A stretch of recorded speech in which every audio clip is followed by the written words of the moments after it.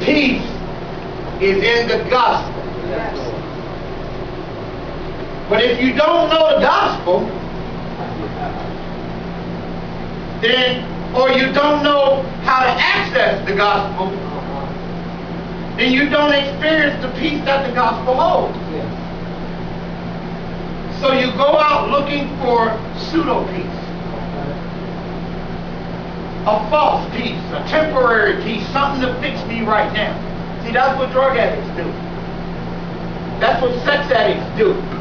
That's what any addict do. They go out looking for pseudo-peace, something, a temporary peace to fix me right now.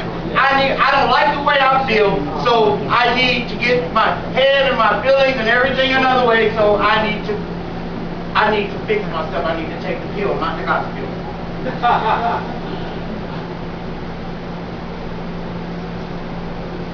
And either you do that or you just settle for chaos management. There you go. Look out. There you go.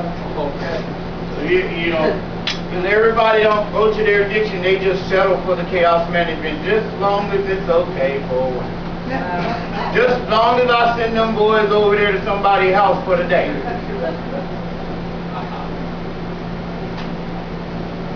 Just as long as I can just get through the day. That's chaos management. That's still not dealing with the root of the matter. Yes. And it still only brings temporary peace. Yes. Now you always know when it's God's peace, because when it's God's peace, you don't even know why you have it. Everybody know when it's God's peace because it's a peace that surpasses all understanding. You don't even know why you're peaceful in the midst of this storm. You don't even know why this stuff just ain't bothering you. Why can I get up and still praise God and sing my song when all this chaos and hell is going on in and around my life? And you still can't figure it out. Even though you can tell yourself, I know it's God giving me this peace, you still don't figure out why am I supposed to be, because you know this is not the norm. I'm supposed to be going off right about now. I'm supposed to be doing some backward slip, crying. I'm going to go down there and get them. And I'm not putting up with this because I can't sleep. See, I'm not supposed to be able to sleep today. I can't eat. Or I can't stop eating. Thank you. I know my stress. I know when I'm going into stress mode. And we all do. I don't stop eating. Thank you. Not good. People talking about, oh, I'm stressed, I can't eat. Okay, I'm stressed and I'll eat yours.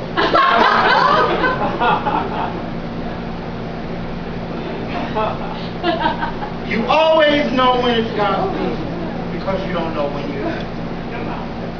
So you ask, how do I access all of this that you tell me that I have as a Christian? Now, how do I access all this? You're throwing out all this stuff at me. Life is still kind of crazy to me, so how do I access this as a Christian? Now, the assumption is that you're a Christian. That's the first assumption. So we're just going to assume you are a Christian, because if you're not a Christian, you have nothing to access except salvation. So if it's very simple to non-Christian. If you want to know how to access it, get saved. But if you're non-Christian, there is no access without salvation.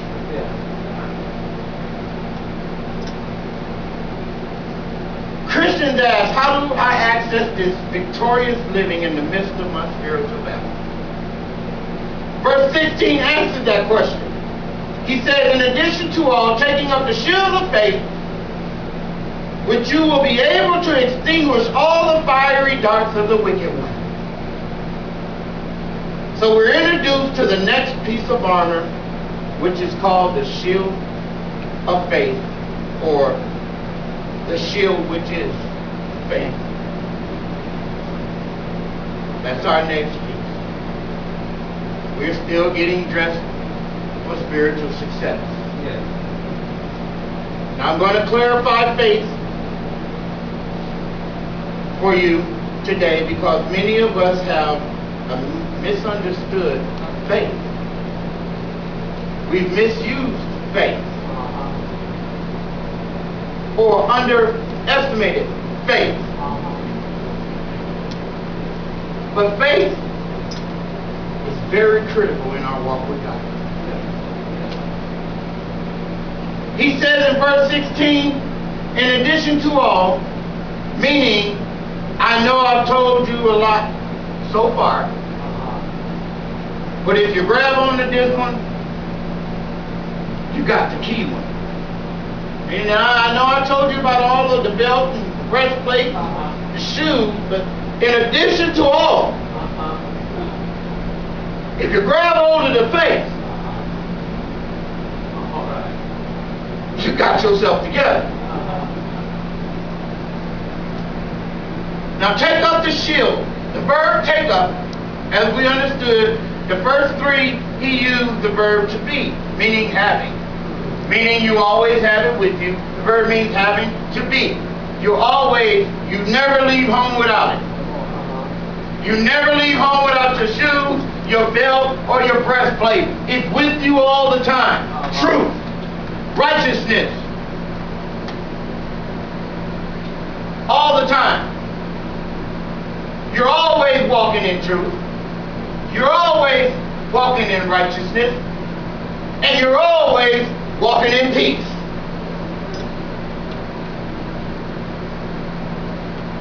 But the next one you take up. Meaning you take it up as you need it. Now he uses the verb take, meaning as needed. As we already explained about the story about when you're a baseball player.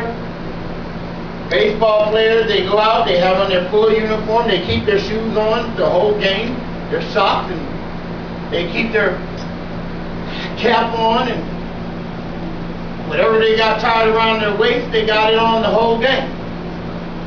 But they don't use the bat and the glove the whole game, they only use it as needed.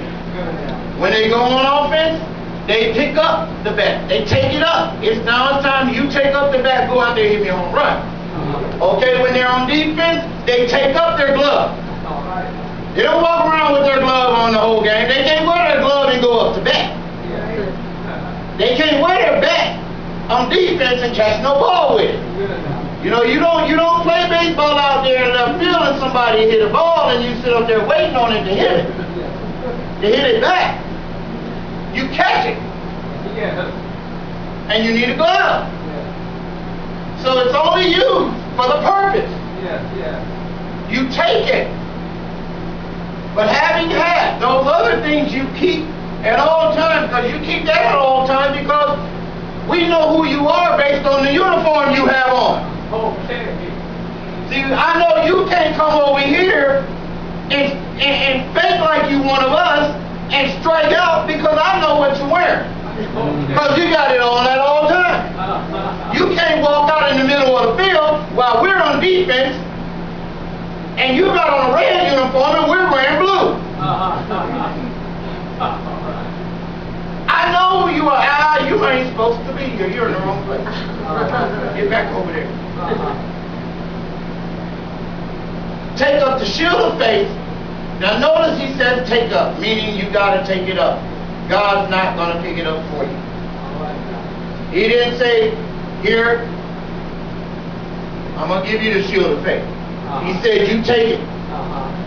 That's an action word. You need to do something. The Roman soldiers had a shield. And when it was time to fight, they had this shield. And the shield was 2.5 feet wide and 4 feet long. Big shield. 4 feet. 2.5 feet wide and 4 feet long. It's so situated the soldier could hide his whole body behind it. That's how situated was the soldier can. So he's covering everything. The shield covers the whole body. Now when an army would be together, they would put them together, shield by shield, and they marched forward. So they put the shield together, and the whole army could crouch down and be covered by the shield. Now the shield could handle anything the enemy threw at it. All the darts, everything. And they're crouched down behind it. Now the Roman soldier would wrap their shield in leather or some kind of animal skin before they went out. They would wrap it and they dip it in water. And the reason they did this, when they wrapped it and they dipped it in water, that when they went out to battle, the enemy would dip their arrows in pitch and would light them with fire. So that's why they had it wrapped with some kind of animal skin that would hold a lot of water. So not only do you have the shield, because if you remember, if anyone looked at Western movies, if you look at a Western movie, and when the Indians came in and they had arrows, and the riding train was going in the circle, you know, and they're in the middle, and the cowboys had guns. Now that's not a fair fight as it is. You got guns, we got arrows. There is something wrong with that picture already. Okay, as long as they were in there and they had their gun and the arrows are coming at them and the Indians, the cowboys are ducking and everything else, but then there'll be this one little smart Indian. And he dipped his arrow in pitch and he'd shoot it. He'd light it on fire and he'd shoot it. Now, the objective of that one arrow wasn't to hit somebody with it. He would hit the wagon train. Because the wagon train was their shield. He would hit the covering of the wagon train. The wagon train would then catch on fire, and now you're exposed to the devil. Now the arrows can get to you. So the fire, you see, it's not only the fiery darts of the wicked, because the fiery darts are to expose you to his wickedness. He has to get across that shield of faith. So the fiery darts are to burn up your shield of faith so you can be exposed to his wickedness. So to his other arrows, because he don't have to shoot a whole bunch of fiery arrows. But as you see in the analogy, the arrows, the fire, it says so you can quench the fiery darts of the wicked. He ain't walking around with a whole bunch of fiery darts. You know, he just need one. That was the reason they covered it, because they knew that they had to be able to quench fiery darts. Because if it caught on fire, see, we're protected in here. They shoot arrows, we're all good. But as soon as they shoot one that's on fire, we got to get up out of here.